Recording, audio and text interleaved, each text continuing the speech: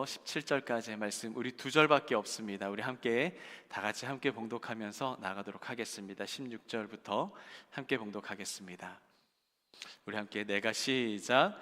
내가 내 자유로 이것을 행하면 상을 얻으려니와 내가 자유로 아니한다 할지라도 나는 사명을 받아노라. 그런즉 내 상이 무엇이냐? 내가 복음을 전할 때에 값없이 전하고 복음으로 말미암아 내게 있는 권리를 다 쓰지 아니하는 이것이로다. 아멘. 할렐루야. 은혜 자리에 오신 여러분 주님의 이름으로 환영합니다. 우리 옆에 계신 분들에게 함께 인사하시겠습니까? 당신은 사명자입니다. 고개를 한 번도 안 움직이시는 분들도 계시군요. 여러분, 세상에는 세 가지의 사람들이 있다고 합니다. 가장 먼저는 하기 싫은 일을 죽지 못해 하는 사람이 있습니다. 생각보다 많은 사람들이 이렇게 삽니다. 너 왜 그렇게 사니? 라고 물어봤더니 먹고 살려고 그렇게 얘기를 합니다. 저는 그런 사람들이 참 불행한 사람이라고 생각을 해요. 또 두 번째는 하고 싶은 일만 하며 살아가는 사람이 또한 있습니다. 그래도 하기 싫은 일을 죽지 못해 하는 사람보단 낫습니다. 그죠? 하고 싶은 일만 하며 사는 인생, 정말 그리스도인들이 추구하면서 살아가는 삶은 아닌 것 같습니다. 하고 싶은 일만 하며 살면은 그 사람은 어린아이와 같은 미성숙한 사람이 되겠죠.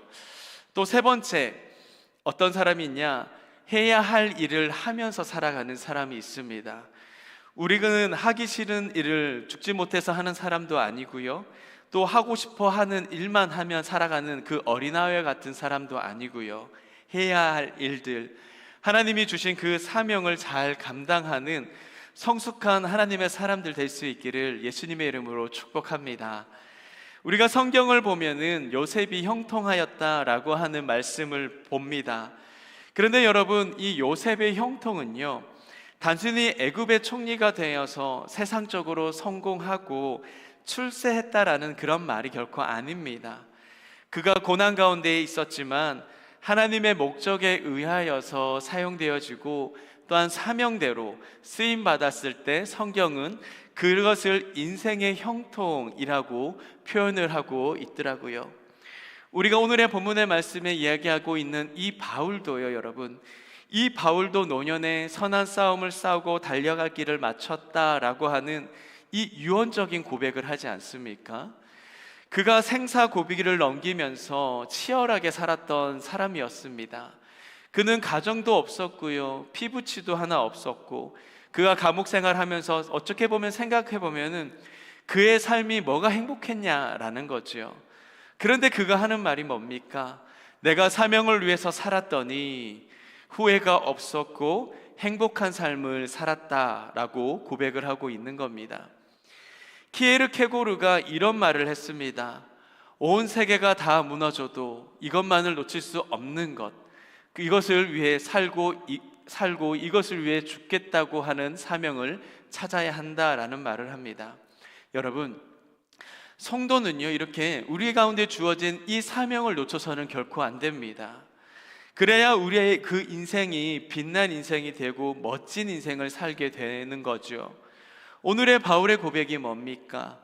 바울의 삶이 고난이 있었고 그리고 문제도 많았지만요, 바울이 눈부시게 살 수 있었던 이유가 바로 여기에 있는 겁니다. 17절의 후반절에 뭐라고 고백합니까? 나는 사명을 받아노라 라고 말하죠. 한번 따라 할까요? 나는 사명을 받아노라. 여러분, 사실 이것을 인식하고 인지하며 살아가는 것이 너무나도 중요합니다. 나는 사명자야. 하나님이 내게 사명을 주셨어. 나는 하나님의 사명을 가지고 오늘 이 하루를 살아가는 사람이야. 여러분, 아침에 일어났을 때 여러분들의 입술을 통하여서 고백되어질 말이요, 바로 이 한마디라는 거죠. 아침에 부랴부랴 눈부비며 일어나서 핸드폰 열어보고 오늘은 어떤 일들이 있냐 유튜브 찾아보는 그런 인생이 아니라고요. 여러분, 나는 오늘로써 하나님께서 내게 주신 이 사명을 감당하는 사명자로서 오늘 주님께서 허락하셨어. 그 고백으로서 일어날 수 있는 저와 여러분 될 수 있기를 바랍니다. 여러분, 이게 너무나도 중요한 인생의 핵심이라는 거죠. 돈이 많아서 행복하는 것이 아니라 또 돈이 없어서 불행하는 것도 아니에요. 또한 일이 잘 돼서 행복하고 일이 안 돼서 불행하는 것이 아니라 내가 붙들 수 있는 사명이 있을 때 그 인생이 분명하게 의미가 있고 힘이 있고 능력이 있더라는 것이죠. 여러분, 우리는 사명을 알아야 우리의 인생에 의미 있게 살아갈 수가 있는 겁니다. 한번 보시죠. 믿는 것도요, 여러분, 그냥 막무가내 열심히만 하면 안 됩니다. 더 중요한 게 뭔지 아십니까? 잘 믿고 여러분 제대로 믿는 것이 너무나도 중요한 겁니다. 그냥 무턱대고 믿으면 안 된다라는 겁니다. 바르게 믿어야겠죠. 잘 믿어야겠죠. 그래야 여러분들이 성장할 수 있고 열매 맺는 그리스도인이 될 수 있게 되는 겁니다. 사는 것도 마찬가지 아니겠습니까? 그냥 열심히만 살아가는 것이 아니라요, 하나님께서 주신 우리들의 사명을 잘 알고 그 사명을 위하여서 열심히 살아가게 될 때 그의 인생은 분명하게 승리하고 이기는 역사가 나타나게 되는 겁니다. 요즘 저희 아들이 축구에 꽂혔습니다. 그래서 자기가 학교가 끝나고 제가 퇴근을 하고 나서 늘 앞에 있는 공원에 가서 공을 차줘야 됩니다. 언젠가요? 한 일주일에 한 4번을 나간 적이 있어요. 4번을 하루에 2시간씩 공을 아들 둘이서 그렇게 찼습니다. 그 한 주가 정말 힘들더라고요. 온몸이 쑤셔 정말 죽겠더라고요. 꼭 뼈마디가 뒤틀어진 것처럼 내가 움직일 수 없는 그 상황까지 놓였습니다. 그 다음날 주말이 토요일날 됐는데 어느 성도님을 만났습니다. 그분이 제 표정을 보니까 그러는 거예요. 어디가 불편하냐고. 그래서 제가 말씀드렸습니다. 제가 어제 아들이랑 공을 찼는데 제 몸이 움직일 수가 없어요. 그분이 제게 그렇게 얘기를 하시더라고요. 목사님 안 봐도 비디오입니다. 그렇게 얘기하시더라고요. 목사님 축구가 막 축구를 차나 보시네요. 그 얘기를 하시더라고요. 여러분 한번 생각해 보세요. 세상에요, 이 막이라고 하는 말이 들어가는 중에 이야기들 중에 잘 되는 게 뭐가 있냐라는 거죠. 사업을 막 합니다. 여러분, 그러면 분명하게 망해요. 주식을 막 투자합니다. 그러면 빈털털이 되고요. 인생 막 살게 되면 여러분 그 인생 무너지게 되는 겁니다. 하나님께서 주신 그 사명을 우리가 알고 살아야 그 인생에 막 사는 것이 아니라 제대로 된 삶을 살아가는 거고, 또한 잘 살고 승리하는 역사를 경험하게 되는 것입니다. 여러분, 왜 그러는 줄 아십니까? 그것은요, 바로 다름이 아닙니다.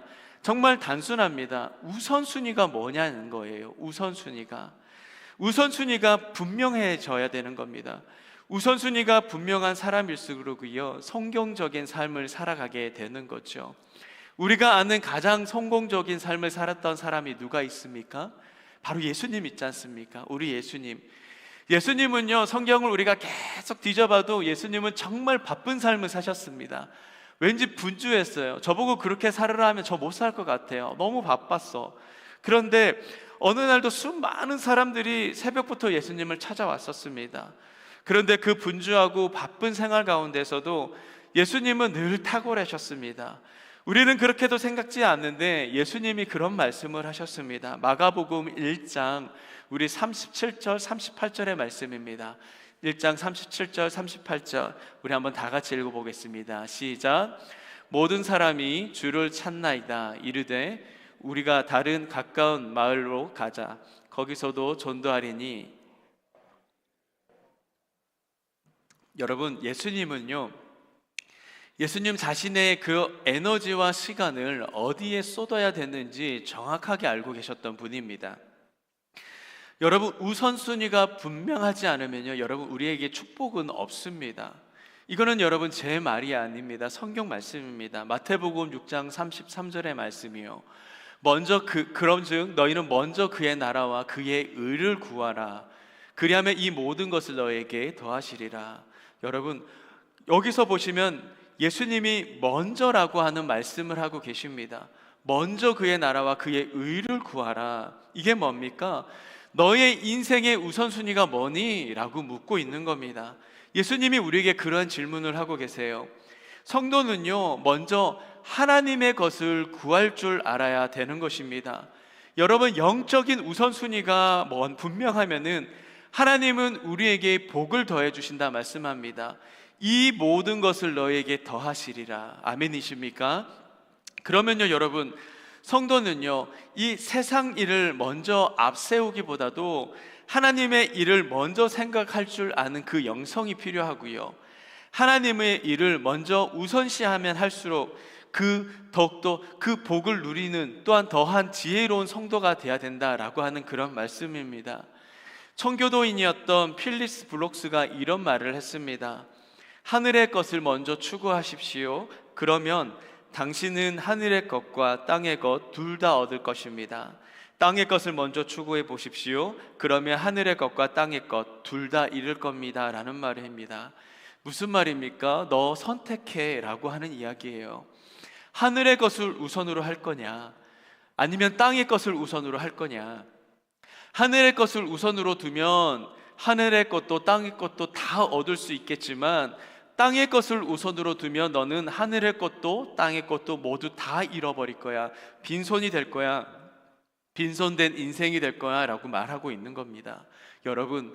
여러분들도 한번 선택해 보시지요. 무엇으로 내가 우선순위로 삼아야 할지, 무엇이 내 인생의 가장 중요한 우선순위를 다시 한번 여러분 마음을 먹고 다짐하고 결단할 수 있는 시간 될 수 있기를 바랍니다.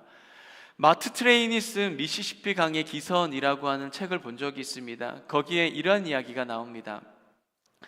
어떤 돈 많은 부자가 미시시피 강에 기선을 띄우기 위해서 배를 만들었습니다. 돈을 많이 들였으니까 얼마나 멋진 배를 만들까요? 겉 모양부터 해서 기능도 기술도 굉장히 많이 들어갔습니다.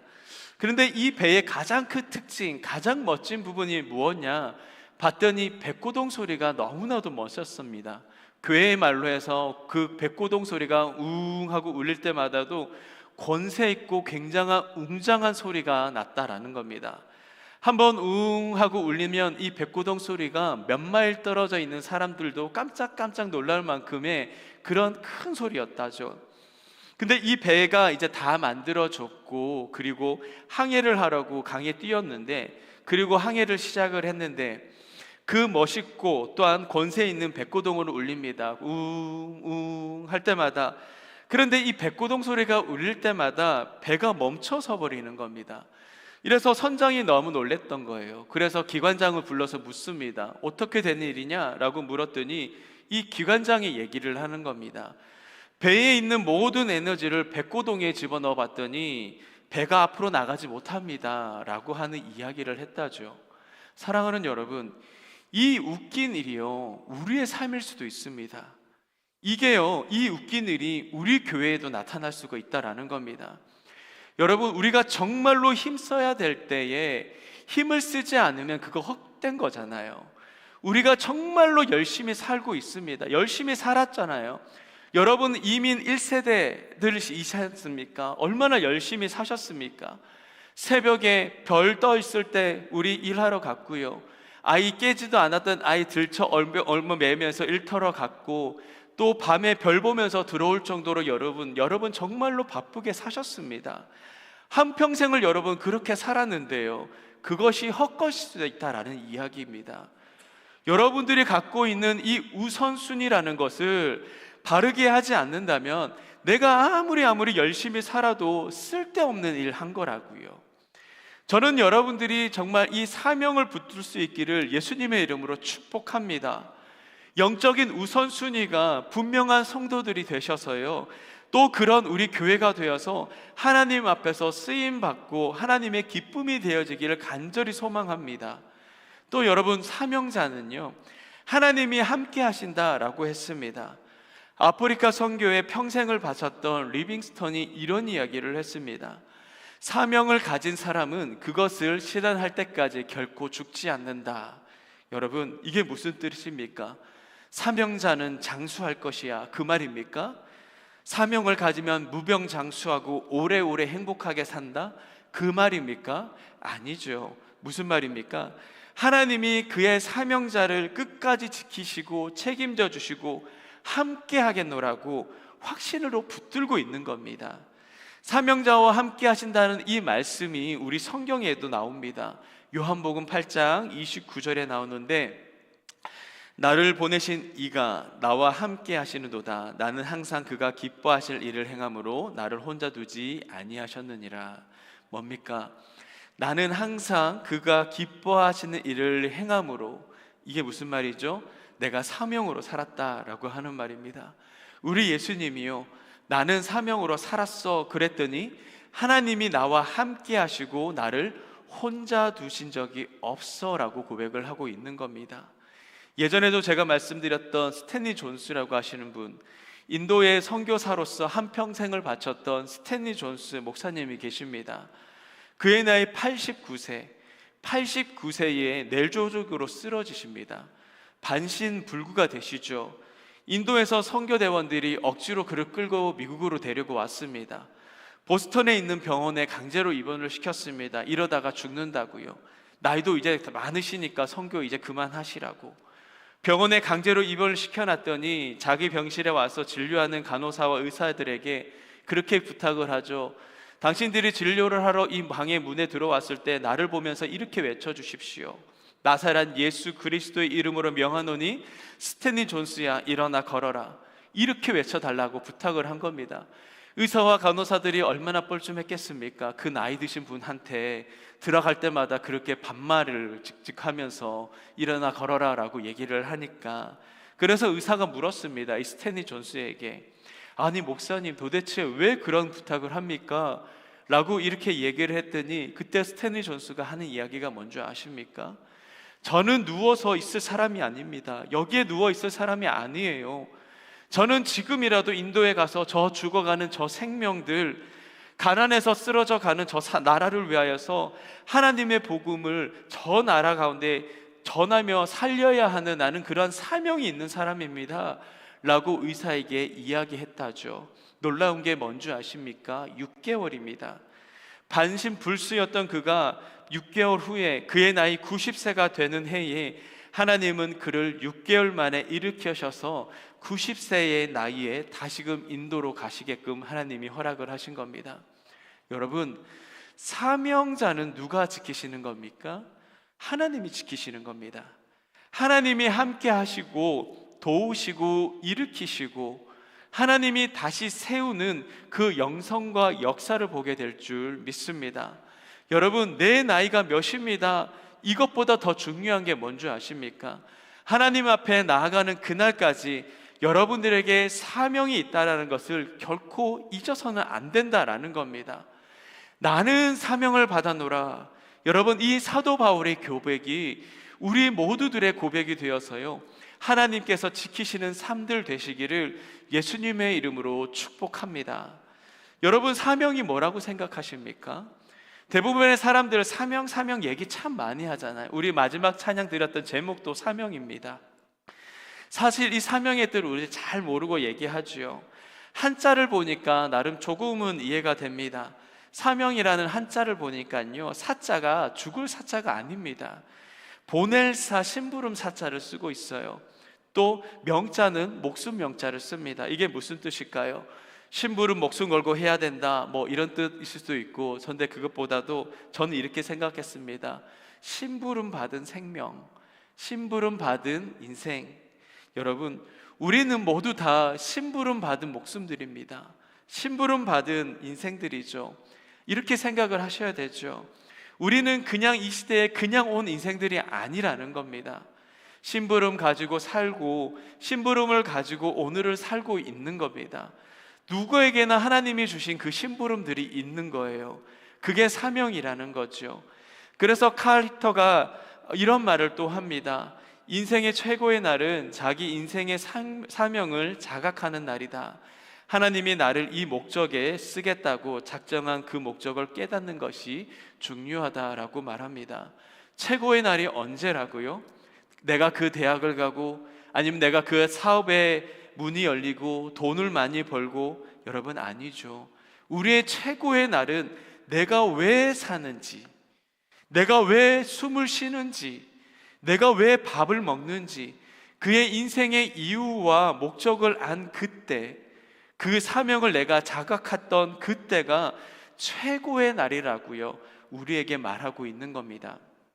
예를 들어서 어느 날 어머니가 아들에게 이런 심부름을 시킵니다. 아들아, 아들아, 마트 가서 콩나무 알고 좀 두부 좀 사올래? 라고 얘기를 하며 돈을 얼마 쥐어줬습니다. 이 아들이 돈을 가지고 마트를 향하여 갔죠. 근데 마트를 가보니까 눈이 휘둥그레지는 겁니다. 내가 그토록 좋아하던 먹고 싶었던 과자도 있고 빵도 있는 거예요. 애가 정신없이 주워 담았습니다. 과자도 주워 담고 빵도 주워 담고 콜라도 담고 집에 갔습니다. 그리고 집에 가서 엄마가 이 아들에게 묻죠. 아들아, 콩나물하고 두부는 어디 있니? 물으니까 아들이 얘기합니다. 엄마, 내가 과자도 사왔고요, 빵도 사왔고요, 콜라도 바나나도 다 사왔어요.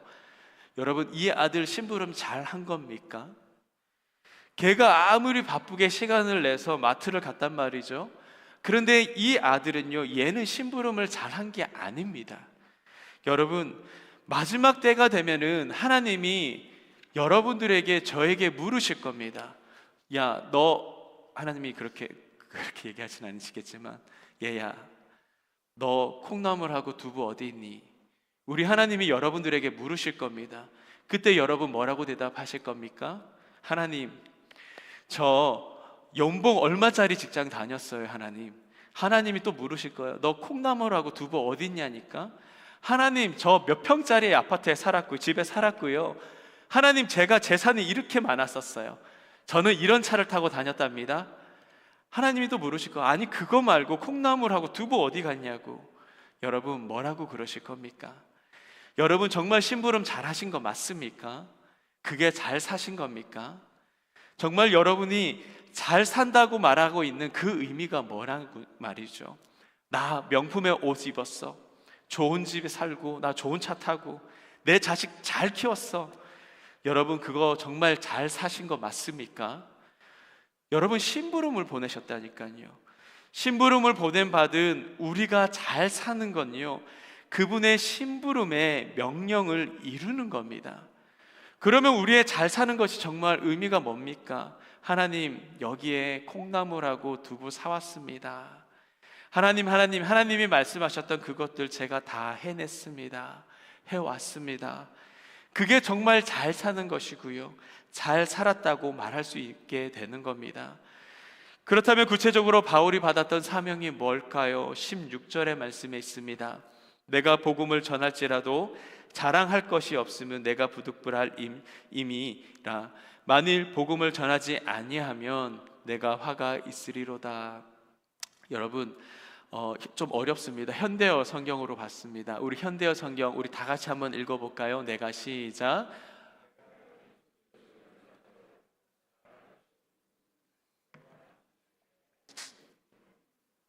만일 내가 기쁜 소식을 전하지 않으면 나에게 불행이 닥칠 것입니다. 사도 바울이 이렇게 얘기를 하는 겁니다. 바울은요, 이 복음 전도를 하나님의 사명, 하나님이 주신 사명이라고 붙들었습니다. 그러면서 하는 말이 뭐냐면, 내가 이 사명을 행하지 않으면, 내가 그렇게 살지 않으면 나에게 불행이 닥칠 겁니다 라고 이야기를 하는 겁니다. 결국 사명으로 산다라는 것이 뭡니까? 인생의 형통이 있고요, 행복이 있고요, 잘 되는 것이고요, 또한 잘 사는 것이라고 이 바울이 정의하고 있는 겁니다. 여러분, 사명은 부담이 아닙니다. 착각하지 마십시오. 사명은 어려운 게 아니에요. 가난하게 사는 것이 사명이 아니에요. 억눌리는 게 아니에요. 사명은 분명하게 축복의 길이고요, 사명은 행복한 길이라고 성경은 말씀하고 있는 겁니다. 하나님은 이 바울에게만 사명을 주신 것이 결코 아닙니다. 오늘을 살아가는 우리 믿음의 성도들, 그 한 사람 한 사람에게도요, 하나님의 사명을 분명하게 주셨습니다. 누구에게는 그 사람만에게 주시는 특별한 중대한 사명이 있죠. 스페셜 미션이라는 것이 있습니다. 나에게 주신 특별한 사명이 있단 말이죠. 그게 그 중에 하나가 뭡니까? 그것이 바로 직업적 소명이라는 것이 있습니다. 직업적 소명. 여러분, 우리는요, 이렇게 직업적 소명을 가지고 특별한 사명을 가지고 오늘을 살아가는 겁니다. 여러분들의 직장이 곧 소명이라고요, 사명이라고요.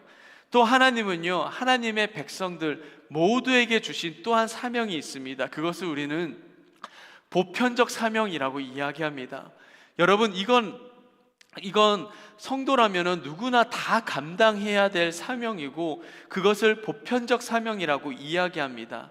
어떤 게 있을까요? 이 보편적 사명이, 하나님이 우리에게 주신 보편적 사명, 바로 복음의 사명이 있겠죠. 마태복음 28장의 마지막 절에 보면 19절, 20절, 여러분들이 잘 아는 말씀입니다. 그러므로 너희는 가서 모든 족속으로 제자를 삼아 아버지와 아들과 성령의 이름으로 세례를 베풀고 내가 너에게 분부한 모든 것을 가르쳐 지키게 하라. 볼지어다 내가 세상 끝날까지 내가 너희와 항상 함께 하실 것이다 라고 하는 이 말씀이요, 이 복음의 증거의 사명, 여러분, 우리 모두에게 주신 보편적 사명이고 하나님의 사명이라고 말씀하고 있는 겁니다. 이 전도의 사명, 복음의 사명을 이뤄나갈 수 있는 저와 여러분들 될 수 있기를 바랍니다. 또 여러분, 보편적 사명이 두 번째 뭐가 있을까요? 생활의 사명이 있습니다. 생활의 사명이요, 이 또한 말씀에 있죠. 마태복음 5장에 있습니다. 13절, 15절 우리 한번 다 같이 읽어보겠습니다. 시작. 너희는 세상의 소금이니 소금이 만일 그 맛을 잃으면 무엇으로 짜게 하리요? 후에는 아무 쓸데없어 다만 밖에 버려져 사랑 밟힐 뿐이니라. 또 뒤에 있죠. 사람이 등불을 켜서 말 아래 두지 아니하고 등경 뒤에 두나니 이러므로 집안 모든 사람에게 비치느니라. 예수님은요, 우리의 정체성을 너무나도 정확하게 말씀하십니다. 우리가 세상의 빛과 소금이라는 것이죠. 여러분, 소금이라는 말이 뭡니까? 영향력입니다. 영향력. 우리는 세상의 영향력이라는 겁니다. 그리스도인이라고 하면 우리가 뭐라 말합니까? 세상에 선한 영향력을 미치는 사람이어야 된다라는 거죠.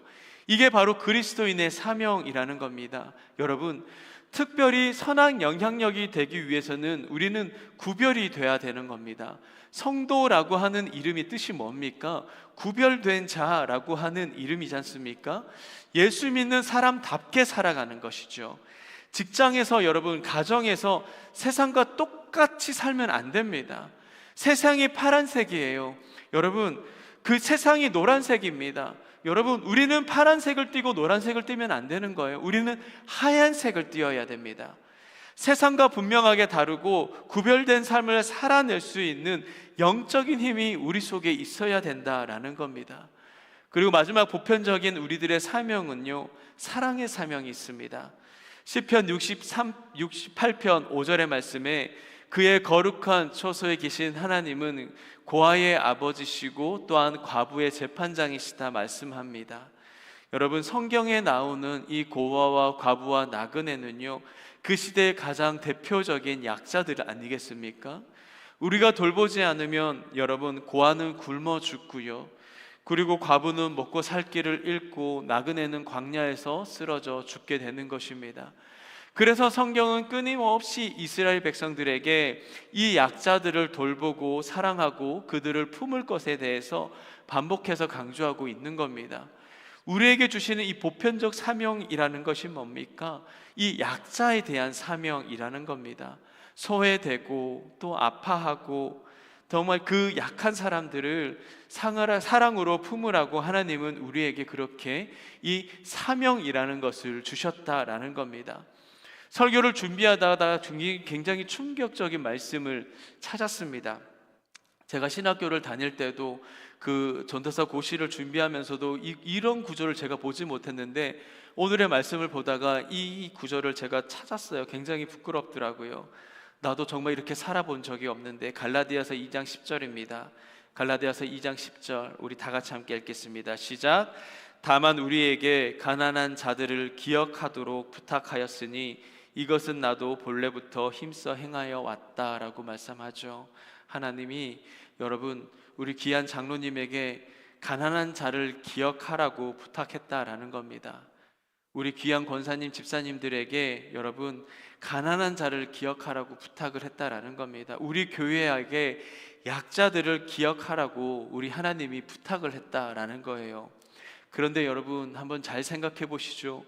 나 배부르니까요, 배고픈 사람들의 그 배고픔이 느껴지지 않았던 겁니다. 나 살아가는 일에 바쁘다 보니까 여러분, 나보다 약하고 힘들고 아파하는 사람들의 그 아픔들이 보이지 않더라는 거예요. 오늘 하나님은 우리에게도 계속해서 부탁하고 계십니다. 여러분, 가난한 사람들을 기억하라고요. 오늘 설교의 마지막에 무슨 말을 하겠습니까? 저는 이 바울의 그 마지막의 말이 너무나도 좋습니다. 한번 따라 하시겠습니까? 나는 사명을 받았노라. 나는 사명을 받았노라.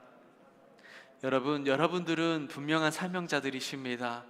특별한 사명도 받으셨고요. 그리고 그 보편적인 사명들도 받으셨습니다.